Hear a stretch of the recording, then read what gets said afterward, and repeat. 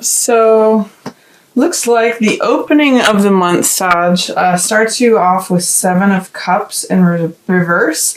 So what it's telling me about that is that there's some range of options before you, and you're not actually seeing them for what they are. In other words, things are not presenting themselves to you in a upright way. 7 of Cups represents our heart's desires, and it represents options that we're considering, things that we want. Sometimes this card is called infatuation, or sometimes this card is called dissolution. It shows a range of options that, the cups represent hearts, so it's all the different things that our heart could want, but it's surrounded in this misty Neptunian fog. So when it's in the reverse position, it's saying things are not what they seem to be. What's behind, the door or the curtain, it may not be what it presents itself to be. So what I say with this card, even if it's in the upright position, I say to be careful about not looking at things through rose-colored glasses and just seeing what you want to see, because there's a lot of fantasy also conjoined in this card.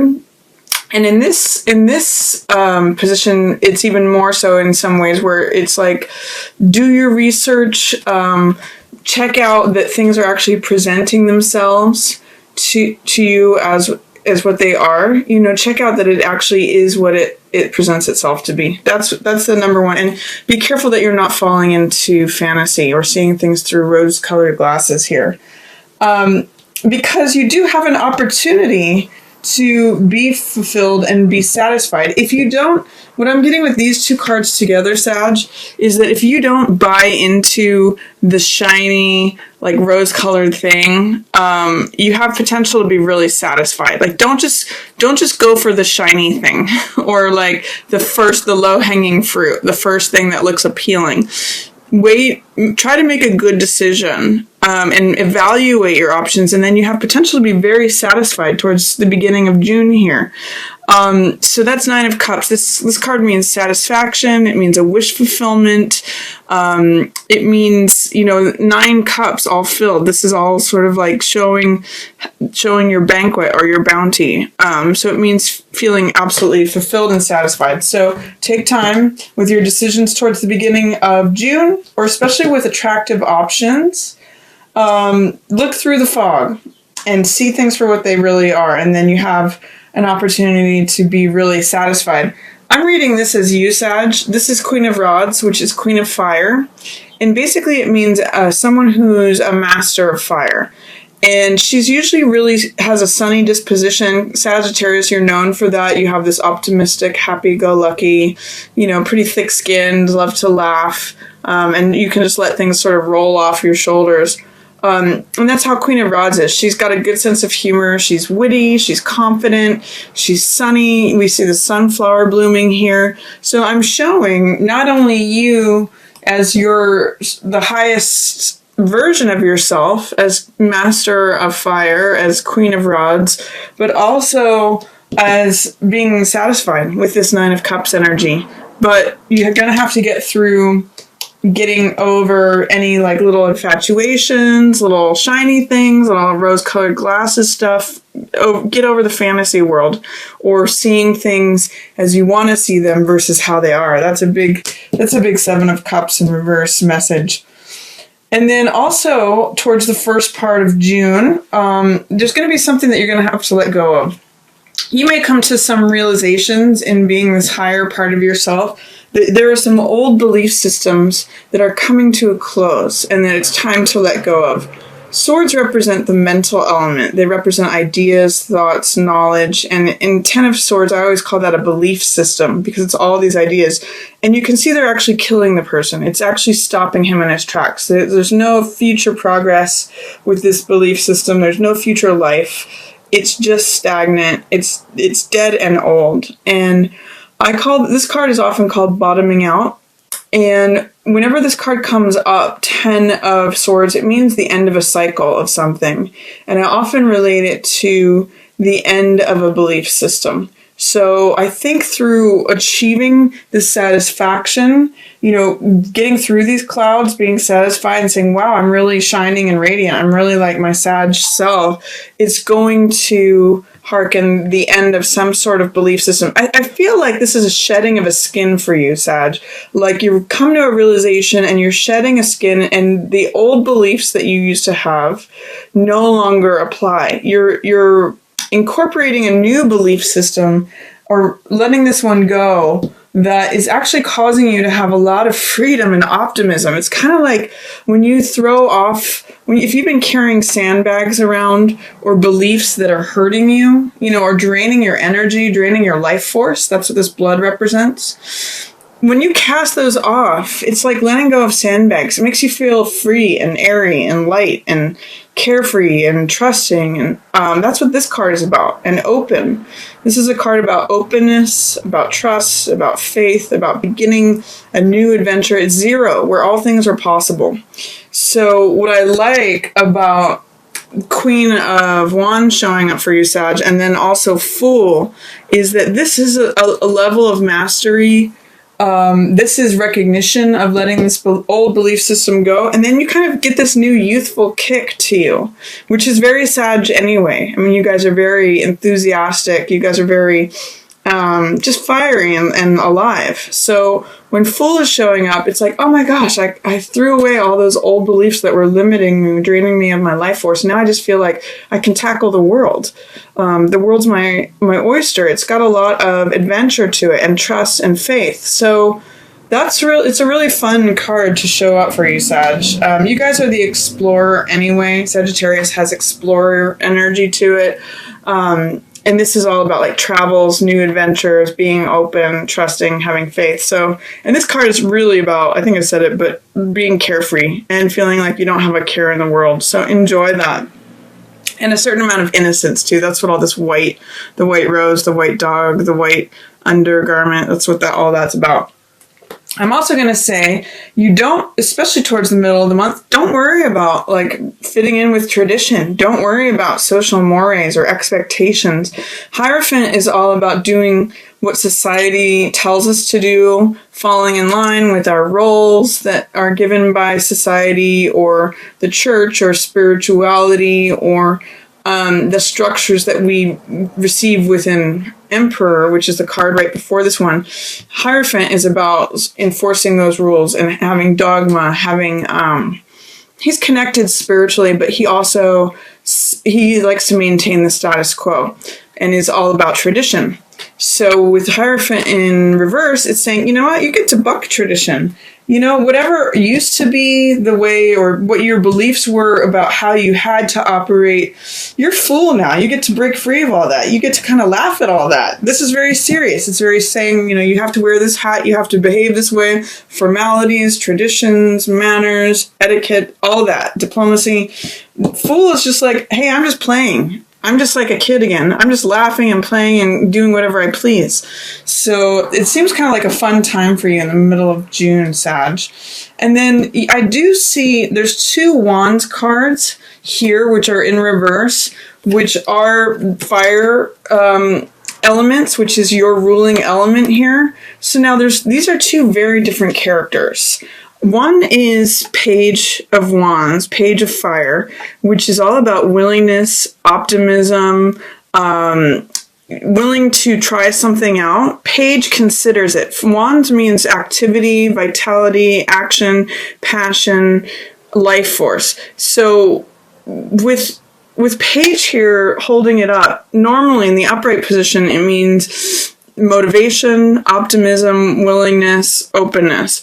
In the reverse position, it's saying there's something that you're fearful or doubtful about attempting. And Page is a novice, so Page is trying something out. So there is a way in which you may have some fear or doubt about becoming a novice at something, trying something out for the first time. It's funny because you're in a place where old traditions aren't working. you get to buck the system, that's not happening for you. But also starting anew with something is a little bit frightening for you. And I get the sense too that you're afraid or have some doubt or fear about whether you're going to survive this. This is 9 of Wands, which is the survivor card. This guy gets knocked down repeatedly, but he keeps getting back up. And I call this my Cool Hand Luke card because he keeps getting knocked down and gets back up. I also, when I think of this card, I think of fall down 7 times, stand up 8, because it's an old Buddhist saying, and it means, like, regardless of what sufferings you have to go through or what travails you go through, you always recover and you get back up. Like, so it doesn't matter. But within the reverse position, it's saying, gosh, there's some fear or doubt about whether I'll survive. So try to connect with this energy of Fool, Sag, especially mid-June, because you're going to be kind of not fighting, but really casting off all this stuff. Fears about fulfilling your role of what you're supposed to do. Fears about becoming a novice again, or fears about surviving. This Fool transcends all that. He's not weighed down by all of that. He casts it off. He's lighthearted. So, and that's a really good archetype for you guys, Sag. Just hold on to that and see if you can identify ways in which you might have to let go of what has been expected of you. Let go of fears or doubts about being a new, fresh, young person attempting something new that's not familiar to you. And then, or not being the expert. The page is not an expert. And this says, oh gosh, I don't know if I can handle not being the expert, not being the authority. You know, am I willing to be open to being a novice? And then this one says, you know, I have some fears or doubts about whether I'm going to be a survivor, whether I can handle it, whether if I get knocked down, whether I'm going to be able to get back up again or not. So employ the lightheartedness and openness and trust and faith of Fool in the middle of the month to get you through all that, Sag.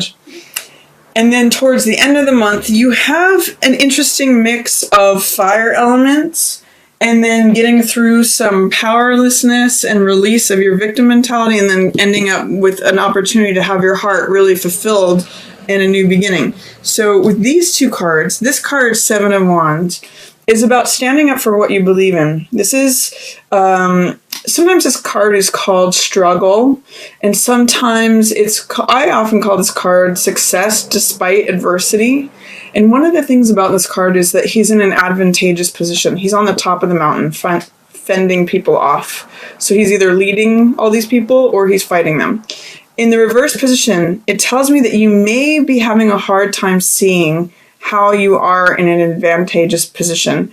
Either that, or you may be having a hard time standing up for what you believe in and being assertive. That's what 7 of Clubs in the reverse means.